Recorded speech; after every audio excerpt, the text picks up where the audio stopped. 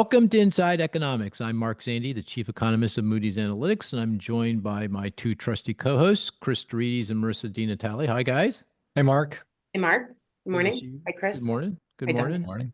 This is Jobs Friday, Friday, March the 7th. We got data for the month of February from the Bureau of Labor Statistics, and as a result, we have our colleague, Dante DeAntonio. Dr. DeAntonio, how are you? I'm doing pretty well, Mark. How are you? Yeah, good. It's been a month since you were on. It has. It's flown by. Yeah, big change, a lot of changes last month. A lot of things happening. Any big change in your life in the last month? Just, We got two kittens a few Oh, weeks ago. Yeah. really? You're a Yeah. cat household? I didn't know that. We are now. We had been a no pet household. Our kids finally broke us down, so we got kittens. Oh, cool. In the names? Pumpkin and squash. They're Oh, orange. those They're are orange good cats. names. Yeah. Perfectly reasonable names. Yeah. Clearly Yeah. named by a 7-year-old and a 5-year-old. So You know, it's good. Well, I've noticed, maybe it's just me, people are getting, when they get a pet, they get two, and the names are related. Like I just met Harley Davidson. That's So, cute. two dogs in the neighborhood. I think it's cute. It is cute. It's kind of cute. Yeah. Kind of cute. So pumpkin squash, that's pretty cool. And they came up with it on their own. they did. Yeah, my daughter had been set on having an orange cat named Pumpkin for a long time. So when we found two orange cats, the Pumpkin was locked in. My son was a little more. He was debating Nacho at first, but then he thought the sort of the combo of Pumpkin and squash made more sense. So Yeah, that's pretty cool. Pretty cool. Yeah. Hey, just an alert. I have my son and future daughter-in-law are here, and they're gonna need to leave in a few minutes, and we're gonna pause and kind of kiss them goodbye, and then I'll come back. So just be prepared for that. Maybe your okay. son wants to come on and chit chat with us a little bit. Yeah. Little, Yeah, he likes the chit chat. banter. He's up for the chit chat. He's all into. I'll tell you, he's into this AI thing. I got stories. So we're gonna have to embrace this AI more fully. We've been dabbling, trying. We're not trying hard enough. We need to think about this more deeply. on that note, can I ask you a cybersecurity question? Mark? You think 'Cause I'm the right person to ask a cybersecurity? You are the only person I can ask because I got this invite from some Yeah. Mark Zandi guy on LinkedIn. Ah, Is this legit? Should I click yes or indeed, I've joined LinkedIn. I have. it was weird. I didn't get the same invite. I feel No? like now I've been left out of the party. We'll blame it on Sarah. I Sarah's happened like, to notice that you popped up on LinkedIn the other day, but I didn't see any invites. So not connected. oh, so I'm not following you. You're not following me. Is that what happens on LinkedIn? I guess I'll have to reach out. I'll have to, I'll Yeah. make the first. You're gonna Hopefully have your to initiate invitation that. will be accepted. Yeah. I'll think about it, Dante. That's fair. I'll think about it. Yeah, I'm very selective, Makes sense.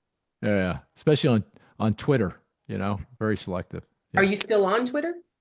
Indeed. I Okay. am. I'm on Twitter, Blue Sky, and now LinkedIn. I don't, it feels like a lot of work to me. I'm just saying, it's like, really? And Substack. I'm thinking about doing something on Substack. Oh, Yeah. Wow. Yeah, because I've been reading a lot of stuff. I actually like it a lot. There's some really good. We had Robert Reich on, and he has a nice Substack. What do you call it? Substack what? Substack. His Substack. Back. You say his Substack. stuff. You just say his Substack. There's Yeah. So, yeah. I think so. Oh. Okay. For some reason, I thought there might be another word, but it's Substack. His Substack, right? So I'm reading a few others like Jared Bernstein, the former head of the Council of Economic Advisors, who was on the podcast not too long ago, has a great Substack. If you want to, like the jobs report, Dante, you should read what he wrote about the jobs report. It rivals what you write. Yeah, you're gonna have to up your game. That's fine. I'll work on it. Maybe AI. But Chris, to answer your question, please, sign on the right word or follow or following or I am following. We are Following. linked. Yeah. Did I follow you? Do you know? Oh, I don't know. Okay. That would be appropriate for me to follow you though, wouldn't It it? would be nice. Okay. Okay. Marissa, are you on LinkedIn? Yeah. Yeah. I think we are LinkedIn friends. Yeah. We are I think friends. so. Mhm. Okay. That's the right word, friends. Are you friends? I or don't know. enemies, or- I don't know what to call it. But we Or are Let's go friends. LinkedIn. We're friends. let's- LinkedIn or no LinkedIn, we're friends. I'd That's say right. we're friends. Virtually and in Yeah. real. Because when I was in Southern California, you drove me around in that fancy car you have. Like That's right. I was like your chauffeur. Yeah, that's right. That's We what went from friends asset do. manager to asset manager. Good friends do. It was a lot of fun. And then I go, now I know why she's in Southern California. This is a nice place. Where were we? We're like Newport Beach or something. It was like, pretty nice. Yeah, you're in Nice Dana day. Point. Yeah, Yeah. Dana Point, Yeah. right? Dana Point. Anyway, what are we talking? Oh, jobs numbers. The jobs numbers. Yes, back to the jobs. Okay, Dante, what do you think? What's your rundown? I think it was okay. Job growth was 151,000 in February. Most of that came from the private sector. Not surprisingly, federal government started to shed jobs a little bit. It was down 10,000, probably not because of job cuts yet, but just because of attrition. The hiring freeze had been in place already before February started. Job growth is, in one sense, broadening out. There's fewer industries that are losing jobs, but it's also sort of narrowing in a sense. It's pretty concentrated in healthcare right now. Up until a couple months ago, we had healthcare, leisure and hospitality, the public sector, which seemed to be driving gains month over month. Now, leisure and hospitality has pulled back 2 months in a row. The public sector only added 11,000 jobs. Healthcare is sort of the lone big producer of jobs right now. So in that sense, I think it's a little bit troublesome. Goods producers actually had a pretty good month in February. It was strongest gain that we've seen in a while. Positive for manufacturing, construction, and mining. I don't expect that to be a huge lift throughout 2025, but it's nice to see them turn around a little bit.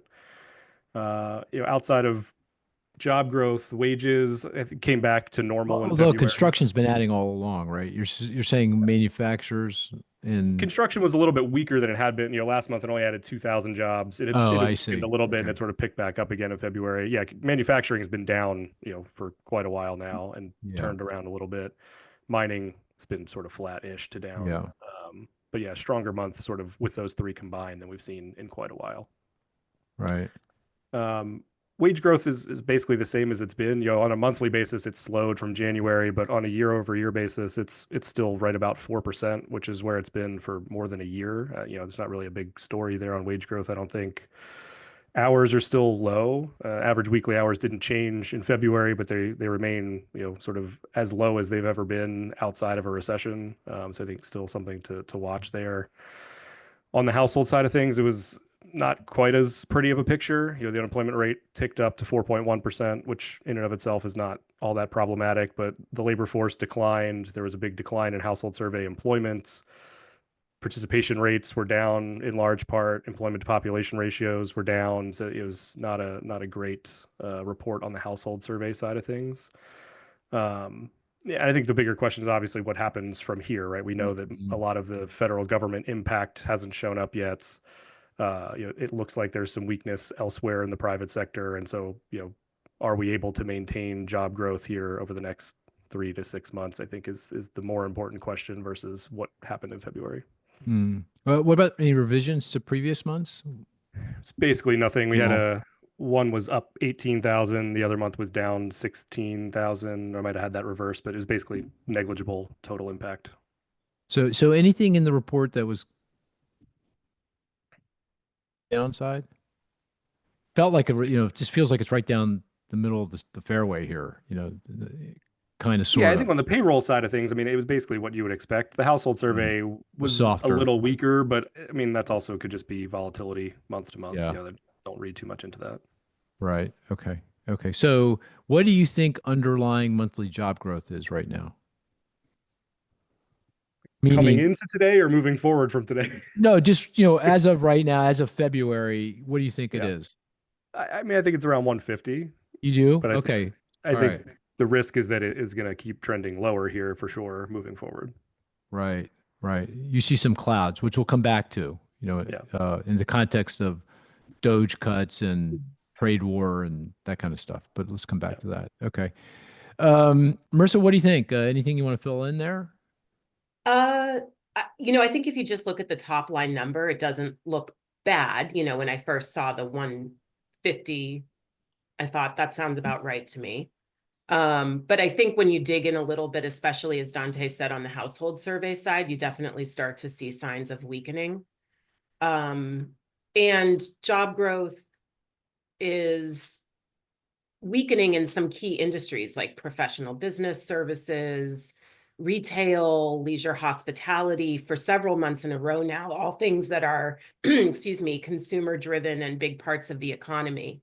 So I'm increasingly worried about the trajectory of the labor market. Now, I think if you just look at the data that we have right now, that is now from a month ago, things aren't that worrying. But I think it's sort of signaling that things might weaken here fairly quickly. I mean, we got jobless claims and they fell back to where they were after rising in the previous week. So that still looks okay, but yeah, I think the jobs report is actually a little bit weaker than the top line would suggest.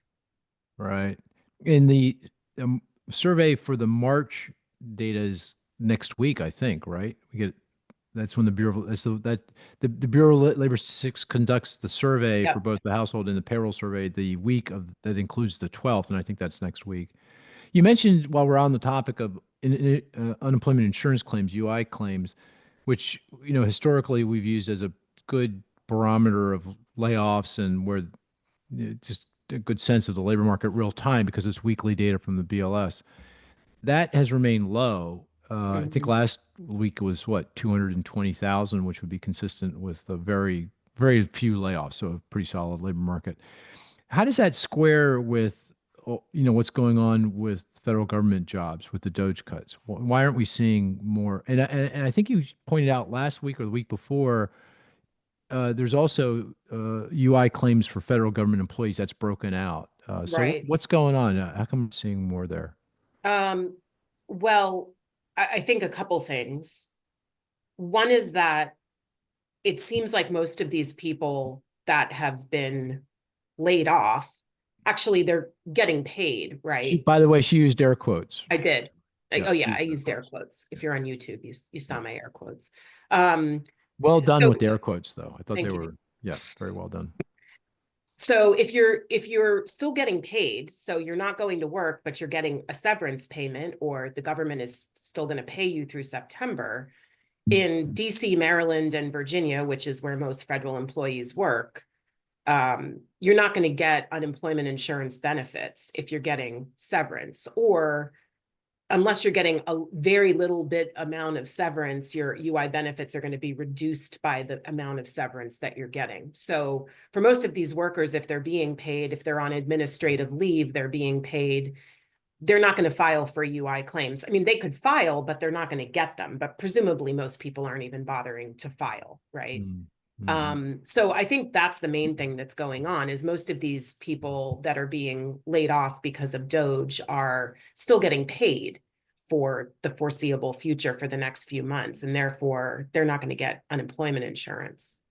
Now, would they show up as unemployed in the household survey? I mean, they're not working.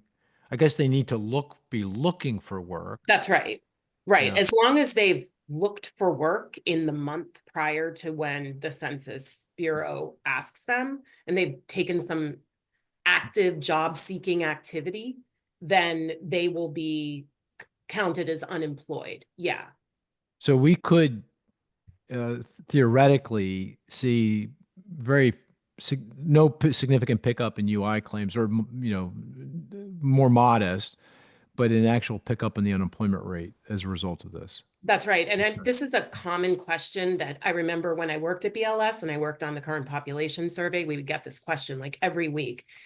People would always think that the unemployment rate was tied to unemployment insurance claims. It's not. So if you're getting UI or you're not getting UI, that has nothing to do with your status in the household survey as being employed or unemployed. They're totally separate measures that aren't related. They don't even ask about unemployment insurance in determining your status. So that's right. And we saw in the payroll survey that federal employment fell by, what was it? 10,000, I think. And that was a pretty big decline. We haven't seen a decline in federal Yeah. employment like that in years. So you will start to see it show up in these two surveys, even if it's not showing up in UI claims because of severance. Got it. Got it. Okay. Okay. So kind of sort of like Dante, the report was fine, but there's some warning signs in the report, and looking forward, you've got some angst. Definitely. Yeah. Yeah, definitely. Okay. Cris, what do you think? I share the angst. I think the report does. If you look at a household financial situation, I think there are some warning signs there as well. Not something that's immediate in terms of the stress, but if you look at the number of workers who are working part-time versus full-time, that increased. Self-employment is down, which is interesting as well. And then just multiple job holders are up, and up pretty significantly from a year ago. So again, not at crisis levels, not terribly unusual, but the trend is certainly moving in the direction of perhaps more financial stress, people having to take extra jobs to compensate. Yeah, the other thing I noticed was involuntary part-time. So people are working part-time because they can't find a full-time job. They want a full-time job, but they can't find it. Because I think the so-called U6 unemployment rate or underemployment rate, that's a broader measure of underutilization. It includes the straight up unemployment rate, but a bunch of other stuff. That actually increased pretty significantly, didn't it, in the month? Mm-hmm. Yeah, that At was least- my stat. So Oh, sorry. it's okay. That was my stat. Oh, that is the stat then to have. That is 8%. the stat. What was it and what did it jump to? Was Given the- 7.5. Oh, go ahead, Marissa. I'm sorry. It was 8%. And that's the highest that's the highest it's been since October of 2021. Oh, wow. So it went from 7.5% in January to 8% in February? Is that what I heard, Cris? Yes. Yep. Yeah. Oh, wow. Okay. That's a big that is jump. that is a big. Was that your stat too, Dante? That was not my stat. You know, That's why he free looks thinker Oh. over here. You know, I'm a payroll survey guy at heart. That's the problem. Oh, that's a clue. Oh, that is a clue. That's good to know. Or I'm just gonna He might trying be to. trying to throw us off, guys. Not I'm gonna Dante. file that away. Not Dante. Yeah, that's pretty good. Yeah, I'm with you guys. I think it's the calm before the storm. You know, I think there's some signs of stress developing in the report. The decline in federal government employment is telling, but there's a lot more coming. And I would soak this number be the best number we have for a while here. You know, I think it's going to take a while. Sorry, I've got something in my throat. Let me let's talk about the reasons why we're sharing this angst. And by the way, that might be the title of the podcast, sharing the angst. That feels like a good podcast title. But Dante, do you want to give us a sense of what I mean? We have to, as I've said in the past, put pen to paper. We have to do an explicit forecast. So we have to have explicit assumptions around things like how many DOGE cuts there's going to be here. Do you want to talk about that and what your sense of the cuts that have already occurred and the cuts that will occur over what period of time? Sure. I think, obviously getting a sense of the cuts in real time is a little bit dicey just because there's lots of news reports about cuts in different places and trying to figure out what's actually happened versus what's potentially going to happen. I think as of our latest count, we think about 100,000 total federal workers impacted so far, with the overwhelming majority of those so far being people that took the deferred buyout offer that was offered by the Trump administration. We think that's somewhere in the neighborhood of 75,000 workers that signed up for that program, so that will continue to be paid through the end of September and then come off federal government payrolls at that point.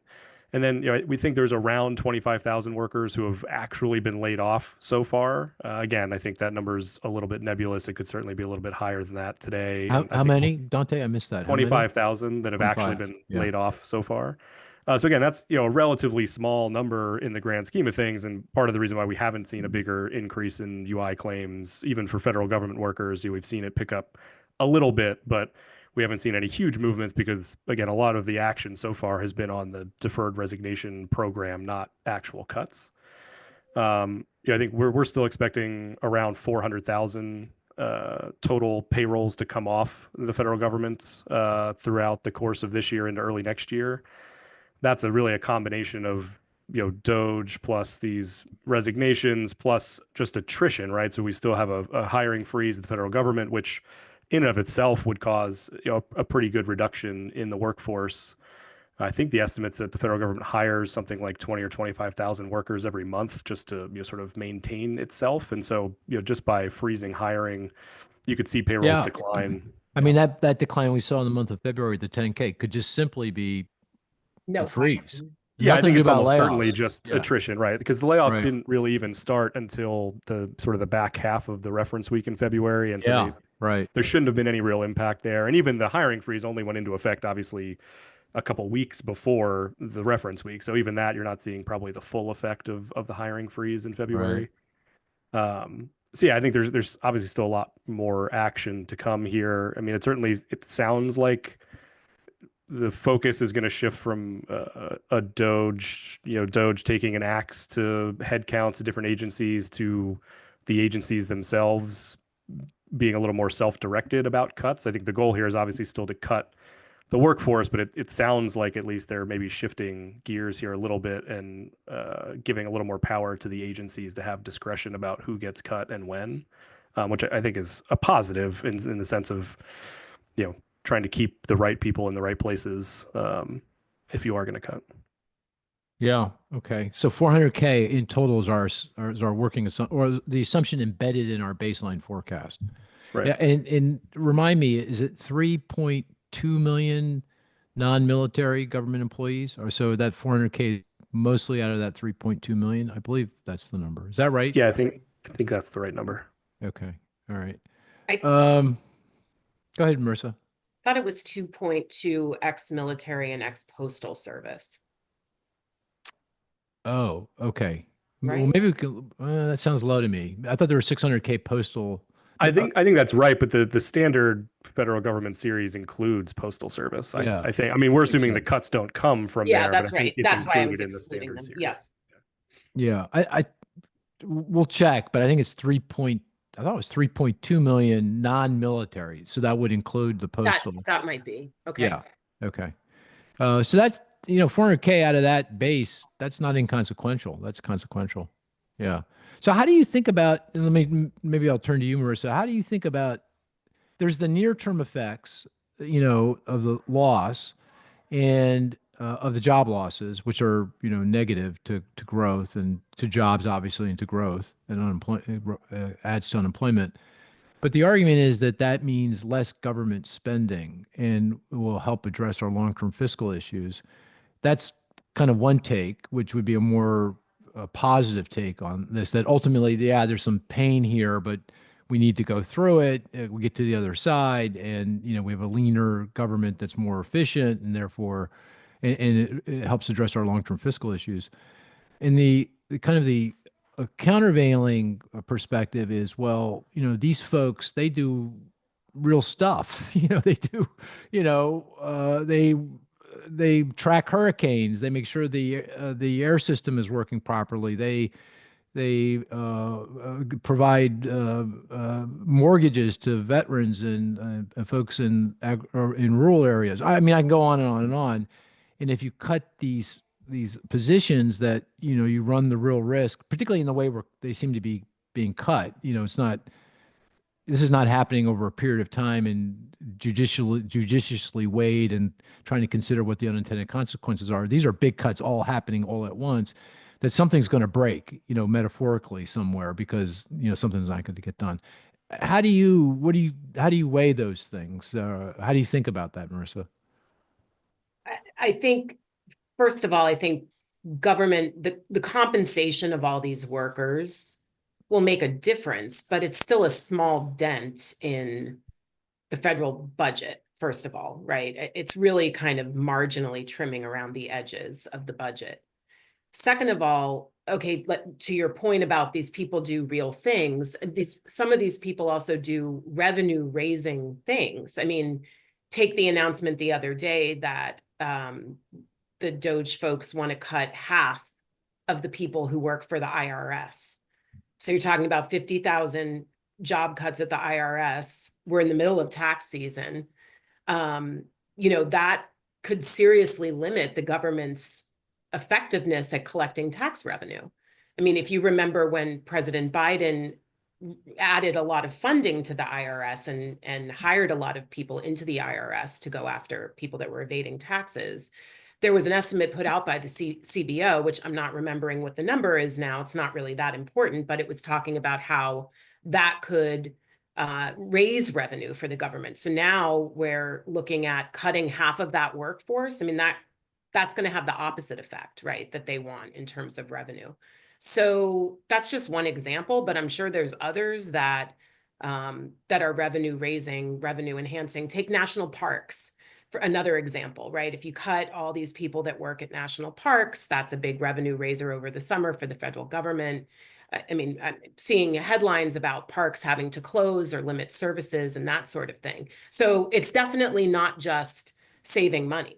It's also impacting the revenue side of the ledger too in some of these instances. So, Cris, this brings up a comment that Commerce Secretary Lutnick made about GDP, gross domestic product, the value of all the things that we produce.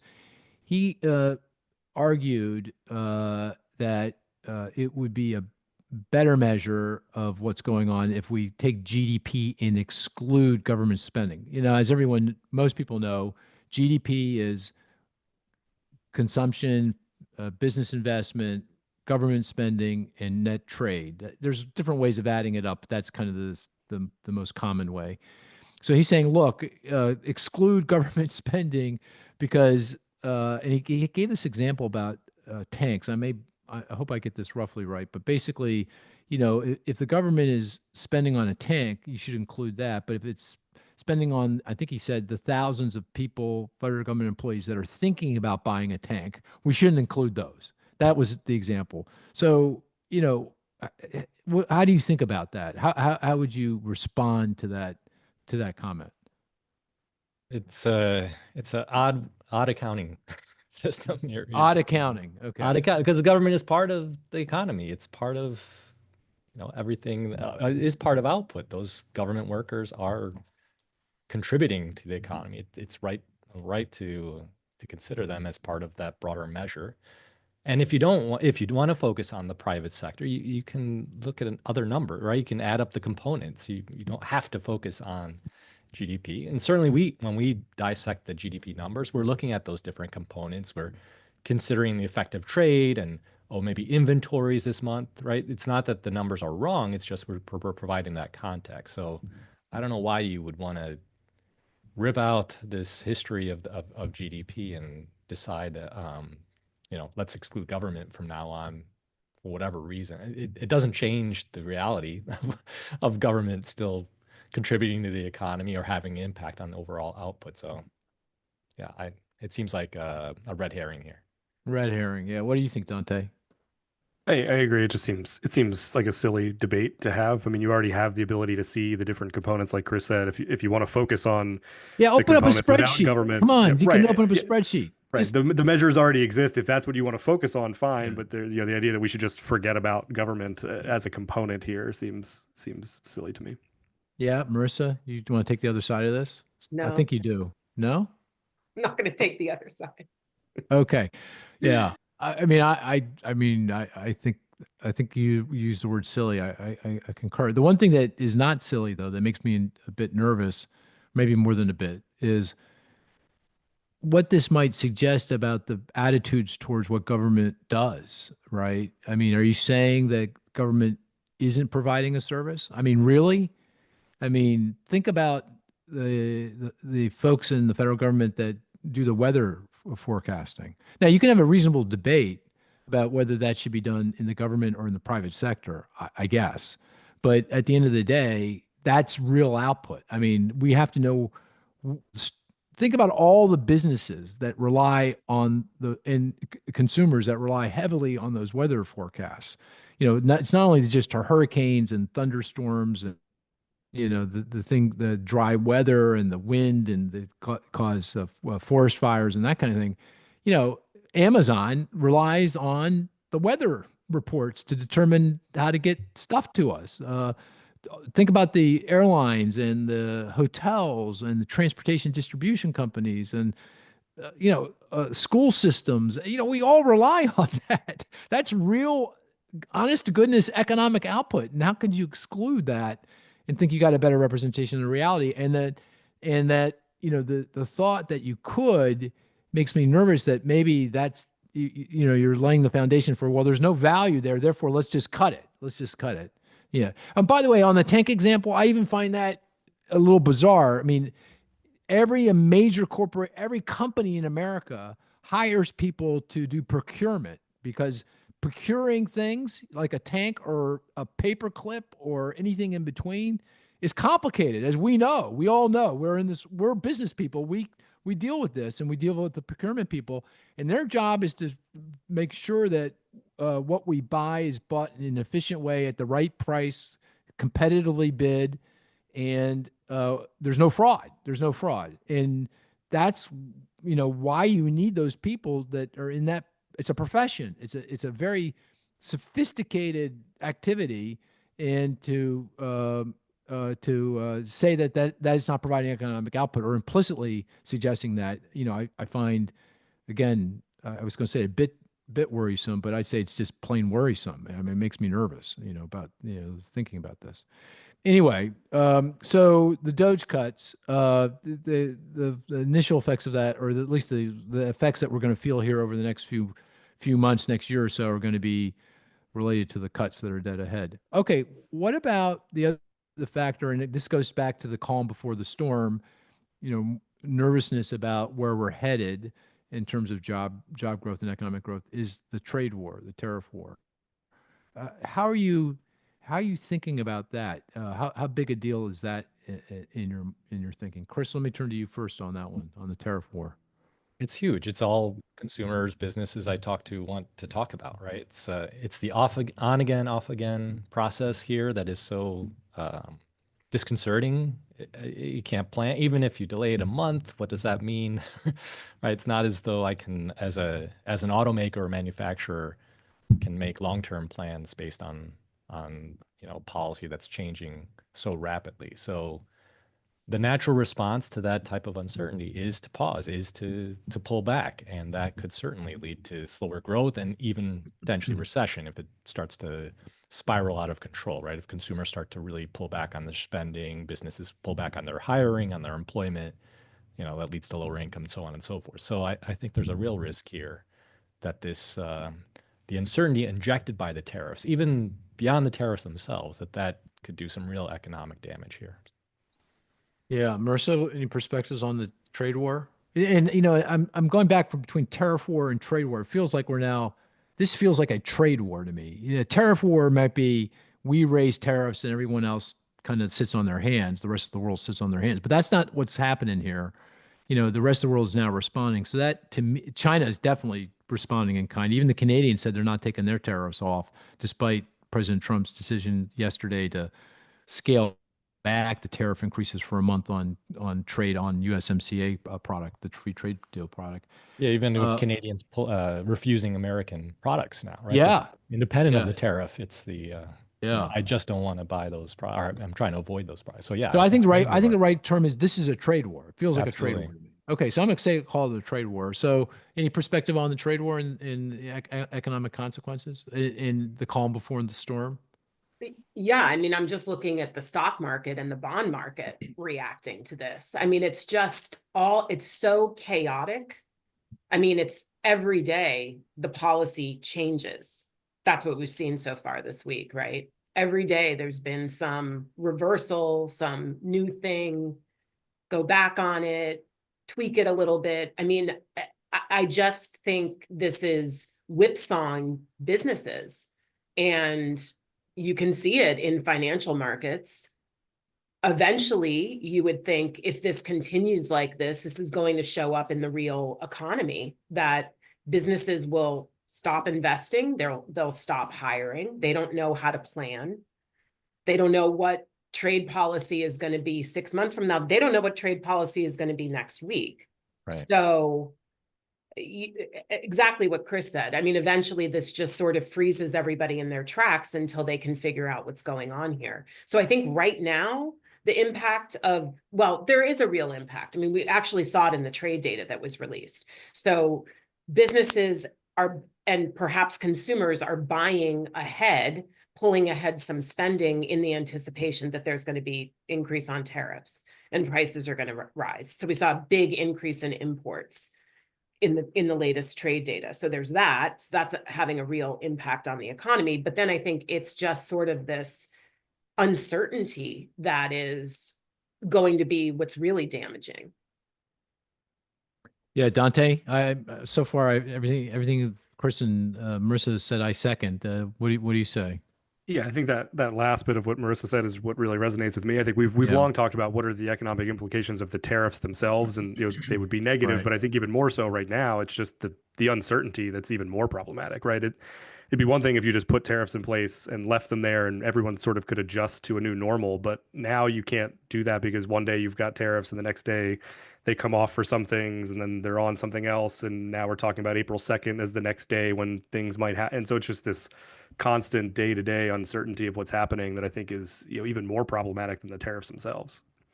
Yeah, I think I heard someone call it the stroke of the pen risk. that with a stroke of the pen, meaning executive order, the president can change whatever it is on the tariffs. And if there's stroke of the pen risk, that means I'm not going to take a risk. I'm not going to take a chance because I have no idea, how this is going to play out. And it goes back to the motivations for the tariffs and the trade war in the first place. I can't tell you what that motivation is. I don't know. I mean, maybe it is cutting specific deals with specific countries over certain grievances. I mean, that would apply to immigration and fentanyl with Canada and Mexico. But really, I mean, fentanyl and immigration with Canada, maybe Mexico, I don't know, but Canada. I mean, I read a New York Times piece saying that the biggest problem with regard to immigration at the border is that there's Americans crossing over into Canada illegally, as opposed to the other way around. So, okay, if that's the case, I would take solace in that, because then that would suggest maybe the tariffs are going to be short-lived. You have these demands. You settle them, you declare victory, and things calm down, and get away from this mess. But then I hear other motivations. Efforts to reduce the U.S. trade deficit. Of course, a trade war isn't going to do that at all, and I'm not even sure that's an important deal anyway. The U.S. trade deficit has been unchanged vis-a-vis GDP for more than a decade. It's not affecting growth in any meaningful degree. But okay, that's not going to work. But then there's the idea that the trade war, the tariffs are going to incent businesses, both foreign and domestic, to produce more in the United States. Really? Do you think that's going to be the case? I'm not so sure. I think it's going to be just the opposite case. The people are going to say the U.S. is unreliable. I don't know what the tariffs. I don't know what the tariffs are going to be. I'm going to go to a place on the planet where I can have some clarity with regard to what the rules of the road are. And that one strength of the American economy was that you had clarity around the rules. Tariffs being one of those. And now that you don't have that, do I really want to be producing in the United States? I don't think so. And then the final motivation I can think of, which scares me the most, is revenue, right? This is a tax. You're taxing consumers and businesses, and you're raising revenue. And, once you start to do that, then other countries are going to say, oh, this isn't temporary. This isn't politics or performative. This isn't, this is here to stay. And if these tariffs are here to stay, I'm going to respond. I'm going to put in my own tariffs and other trade restrictions, and then the whole world goes in the wrong direction here. That's the fodder for an economic downturn or recession. So, but bottom line, the fact that I can't tell you what the motivation is, I can't give you. We don't have a sense of this is going to play out. And everyone involved can't tell you how it's going to play out. That means that maybe I don't cut right away, but I will sit on my hands, right? And by the way, the Federal Reserve basically said that, right? They said we're not cutting rates any further until we have clarity around economic policy. You could go read it in the minutes, the FOMC minutes, for the last two meetings that we're worried about. So it's already having an impact. I think the uncertainty is a big deal. And then if you actually see the tariffs go up by 25%, 30% on China, can you imagine the impact that's going to have? I mean, that's significant. That's a big deal. Which gets to another comment made by the folks in the Trump administration. This leads to another comment by Commerce Secretary Lutnick about the weakening in economic growth, and now it's becoming clearer to everyone, including those in the administration, the economy is weakening. That this has nothing to do with anything other than Biden's economic policies. That this is a leftover. What we're feeling now is the residual effects of Biden's economic policies. Dante, how would you react to that comment? So what policies are we talking about? What changes had happened in the last 2 years of the Biden administration that would cause a shift all of a sudden in the economy, right? Things had looked pretty good up until the end of last year, and now all of a sudden you've got consumer confidence that's tanking, you've got business sentiment that's falling, you've got issues around uncertainty and tariffs, and it feels like this is a self-made problem, not the residual effect of a policy from 3 years ago. Yeah. Anyone disagree with that? Chris, Marissa, is on the same page. No, my favorite comment is that the egg prices are due to Biden's. Oh, I saw that. Yeah. policies Oh, I didn't see that.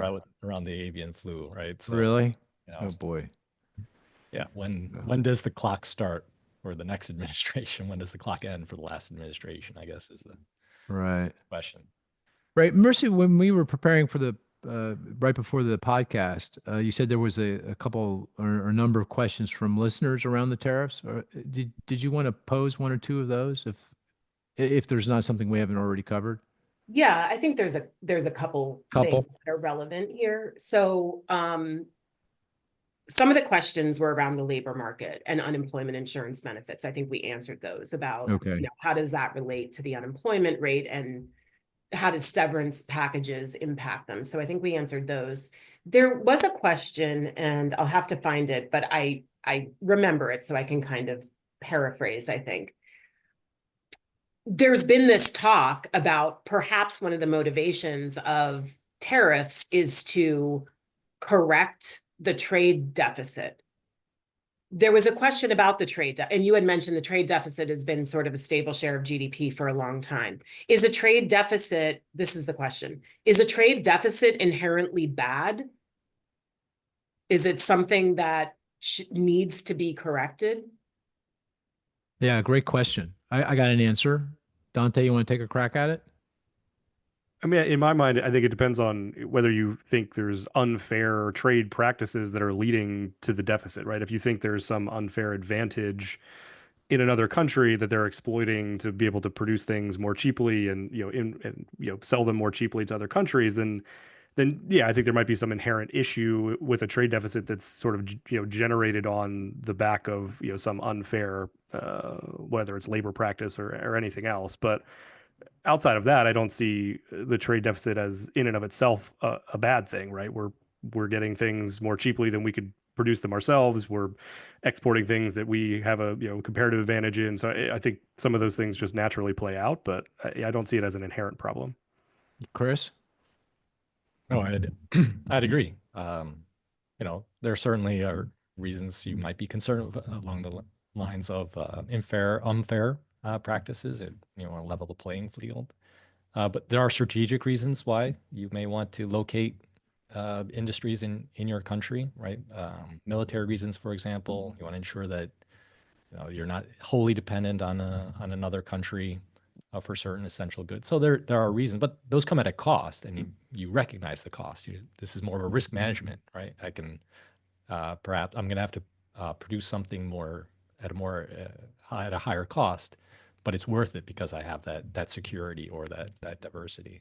But otherwise, trade deficit. We can talk about the trade deficit. We can also talk about the capital surplus, right? There are two sides to the coin here. So there are some benefits from having that trade deficit alone. So it's not just something we can look at in isolation and declare bad or good. We have to look at it more holistic. Yeah, I think the answer, like the way I would answer it, is kind of sort of in the same way, but the way I'd frame it is there's the deficit in specific goods and with specific countries, and then there's the deficit, listen, its totality and in the aggregate.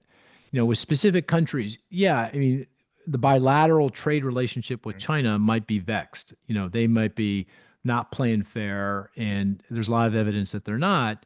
And there we should address that. Now, to be frank, I think tariffs is a poor man way of doing that. We had an opportunity to enter into a free trade deal with the rest of the Pacific Rim that excluded China because they didn't play fair, called the Trans-Pacific Partnership, and that was blown up the executive order after getting out of the Paris Climate Accord. I'm making that up. It was one of the early executive orders. But I thought that was a good way to address, the better way to address it. But okay, that didn't work out. So maybe strategic tariffs on, specific products and make a specific point. I get that. But in the aggregate, no, I don't get it at all. I mean, what really matters for economic growth is the change in the trade deficit. So if the trade deficit was ballooning out for whatever reason, that if it was because it depends on the reasons, but if that were ballooning out, then I'd take a close look at it and say, well, hey, what's going on? But if it's stable, like it has been more or less, abstracting from the ups and downs in the business cycle, then it's not affecting growth in any meaningful way. The other thing to consider is, look, the trade deficit by definition means we are consuming more than we're producing. So if we're able to maintain that because, say, the rest of the world wants our treasury bonds, so we're in aggregate saving less.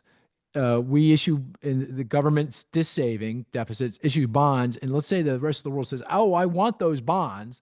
I like the return. They're safe. They're AAA. Give me all those bonds that you can possibly give me. And we give them the bonds. In exchange, we get goods. We get stuff.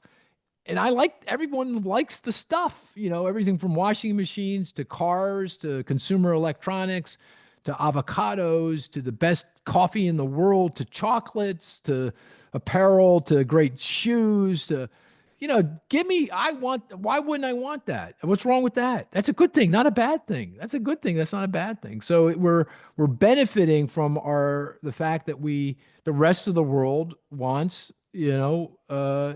our treasury bonds, our securities, our investments. We are the safest, up to this point in time, the safest place on the planet. So it's worked out quite well.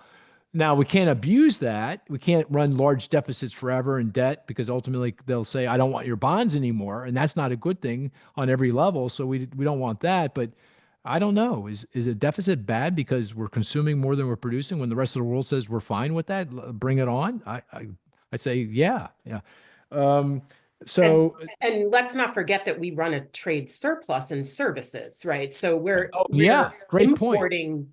Goods, we're importing stuff, but we are a net exporter of services to the rest of the world. So everything from accounting to tourism to education, the world is paying us more than we are paying them for those things. So it's all about, as Dante said, it comes back to comparative advantage.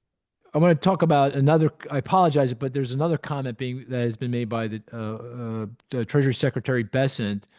He said something to the effect, or basically to the effect that, look, cheap imported goods is not part of the American dream. The American dream is about opportunity and the ability to succeed based on your skills and your how hard you work and the merits of what you do.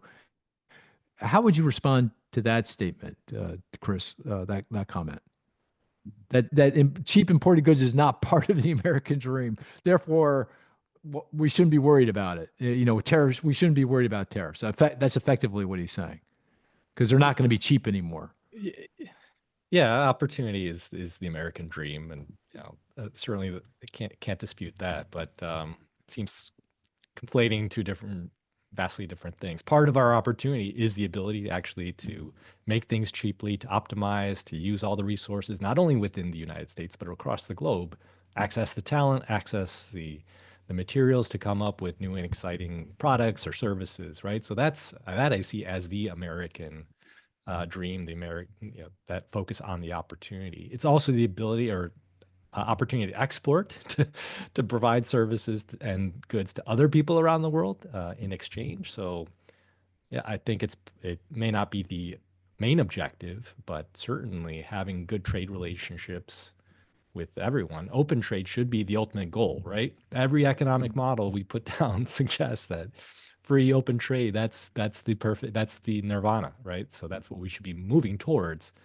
and trying to break down more of the barriers, right? We should be calling out other countries for higher tariffs and trying to, come down to a zero tariff regime if we can, because that creates opportunities for everyone ultimately, and that's what I see. So this, I think, again, it's just conflating two very different ideas and trying to justify a tariff with something that's completely unrelated. Right. Yeah, that you said this, but let me reinforce the point. I mean, there's all kinds of different aspects to consider here of what a trade war means for the economy. We've been mostly focused on the near-term effects, the uncertainty effects, the effects on the stock market and the economy. But there's many longer-term consequences that are really important. I mean, one of the true benefits of free trade, free global trade, zero tariffs is competition. It enhances competition. I think we can all agree that if we have more competition, that makes for a better economy. We're all working to strive to compete and be more efficient and more productive and deliver the goods and services that we produce at a lowest price possible to our consumers and to our customers. And it also enhances productivity because if it is an incentive for us to invest in things that improve our productivity growth going forward and innovate. So there's a lot of longer term consequences here that are also important to consider, not just the near term. Does that make sense? Anybody just push back on that? Let's end the conversation by playing the stats game. And the game is we all put forward a stat. The rest of us try to figure that out through clues, questions, deductive reasoning. The best stat is one that's not so easy. We get it immediately. One that's not so hard, we never get it. And if it's apropos to the topic at hand, all the better. And we always begin with Marissa. Marissa, what's your stat? Okay, we already took like my number 1 and my number 2 stat in the discussion up front about the jobs report. So here's my number 3 stat, 59.9%. Is that the diffusion index? No, no, but it's close. Is it household survey or payroll survey? It sounds like a EPOP ratio. Or it is the EPOP ratio. Oh, see. Yeah. It's the first time it's fallen below 60 since July of 2022. Oh, interesting. Mm-hmm. Just further showing that there's, I think, some weakness here. Yeah. Yeah. So participation rate is down, hour down. We talked about involuntary part-time. That's up. Mm-hmm. U6 is up. And now you're saying employment to population, another measure of labor market slack, is down. Yes. So everything's pointing to an increasingly, there's some softness developing in the labor market now, some slack developing in the labor market. Yeah. And we kind of, when we were looking at this coming out of the pandemic, we were kind of looking at 60% as sort of a key benchmark for the EPOP ratio, just like we were looking at 80% for the prime age EPOP. And now these things are faltering below those thresholds. The prime age hasn't, but this one has. Yeah. Okay. And you confused me when I said the diffusion index, that's the percent of businesses that are adding jobs, less the businesses that are reducing jobs. You said I was close. What? Because it was something like in the high 50s. Oh, it was similar number. It was close to the, yeah. Oh, I see. Yeah, Yeah. I see. Okay. Got it. Okay. Well, that was a good one. That was a very good one. Dante, you want to go next? I can, and I'll give you a hint up front. Mine's somewhat related to the conversation we just had. So 38.1%. In the jobs report? Yes. Payroll survey? Not payroll survey. Household survey. So 38.1% in the household survey. And it has to do with labor market slack. Yep. Yeah, sort of. Uh, hmm. Chris, do Is you it have an index for a particular industry? Nope. Oh, is a participation rate It is a participation rate. for some group, some demographic group? Yeah. Uh, You're over you the are age a of member. 65, over the age of over the age of 55. There you go. It's the Over the participation age rate of, for if it's 55 about and me, it's over. about the over the age of 35 is what you're saying. Yeah. There you go. Yeah. So participation rate for 55 and over is 38.1%. That's the lowest it's been this cycle, right? So that's below the Huh. pandemic lows. It's the lowest it's been since 2007. So I think that's, part of the conversation Marissa was having about, EPOP and overall participation. A lot of that's being driven by older workers leaving the workforce. Some of this is just natural demographics. Baby boomers are continuing to get older, and so they're likely going to continue to put more downward pressure on those headline participation rates and EPOP rates.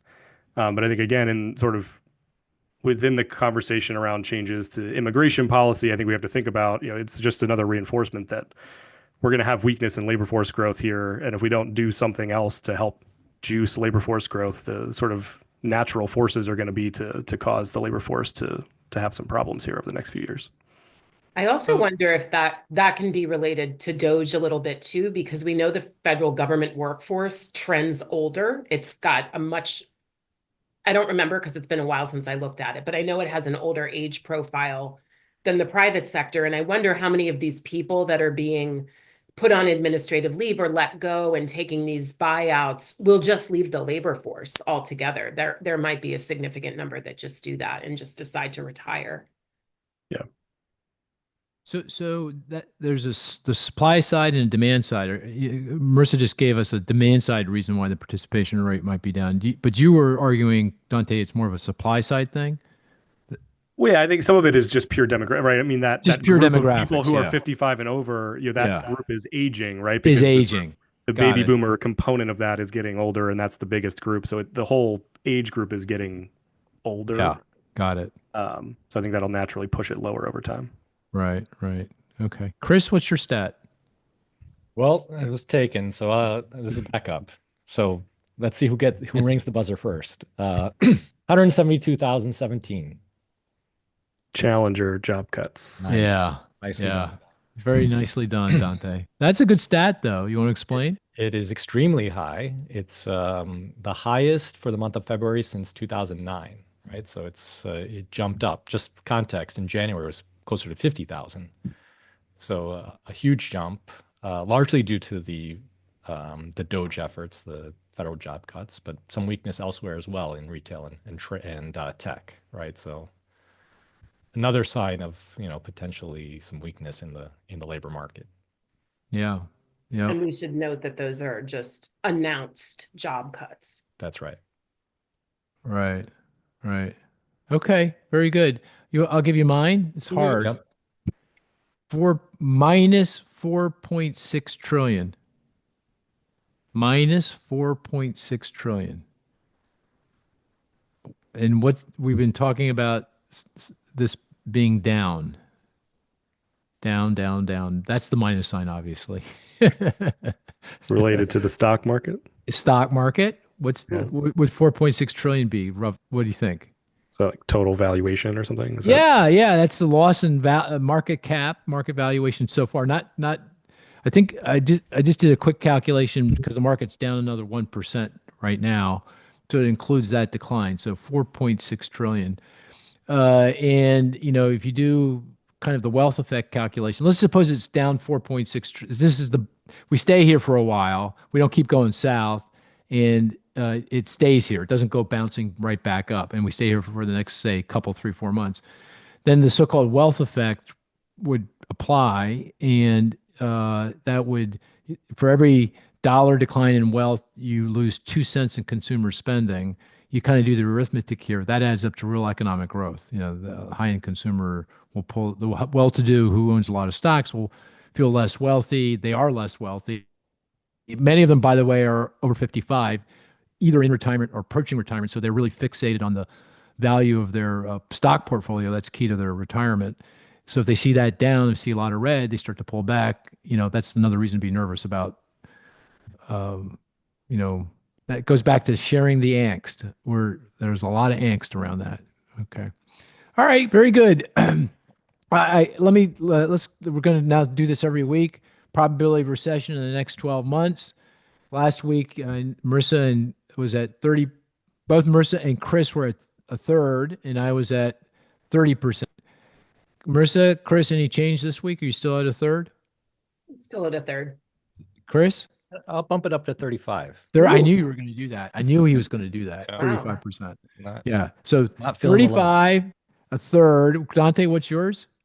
Before I give my answer, can I take a second to pat myself on the back for clean sweeping the stats game today? I mean, that was all three of yours that I got, so I'm just gonna give myself credit for that. I don't appreciate the hubris. I'm just saying. I think it's the first time it's ever happened to me, so I'm gonna Oh take a yeah, minute to you reflect on deserve. it, You know? deserve. You actually you did quite well. I should have recognized that. Yes, you I'm just did. patting myself on the back. It's fine. Nicely You done. deserve it. Nicely You done. deserve it. You deserve it. Cowbell. Unfortunately, it does not impact my recession odds. I think I'm still at 30%. So that's roughly 30. where I was probably a month ago. But A month ago, 30. And Chris, you were going to say something about why did you mark yours up? Why did you go from it's a small markup, but it's symbolic. Why did you do it? Yeah, I just see more cracks in Yeah. the pavement here, right? Yeah. Right. I was at 30. I'm out at 35. I'm at 35%. Oh, Yeah. uh-oh. Yep. You agree? That makes you nervous. Oh, agree. gosh. Might have to go Yeah. to 40 now. All right. Yeah, I know. I know. I'm with you. I'm getting more nervous. The reason being, it just feels like this trade war is a trade war. It doesn't feel like a temporary thing. It feels like we're in this. We're going to see on again, off again, and then ultimately on again tariffs, higher tariffs. And other countries are going to retaliate. It just feels like we're on the trade war path. And I think if we go into a kind of full-blown trade war with Canada, Mexico, China, and the EU, hard to avoid a recession, I think. It's going to be very difficult. So I think the odds are rising here. Anyway, on that sober note and the angst, I think we're going to call this a podcast unless anyone objects. Anybody object?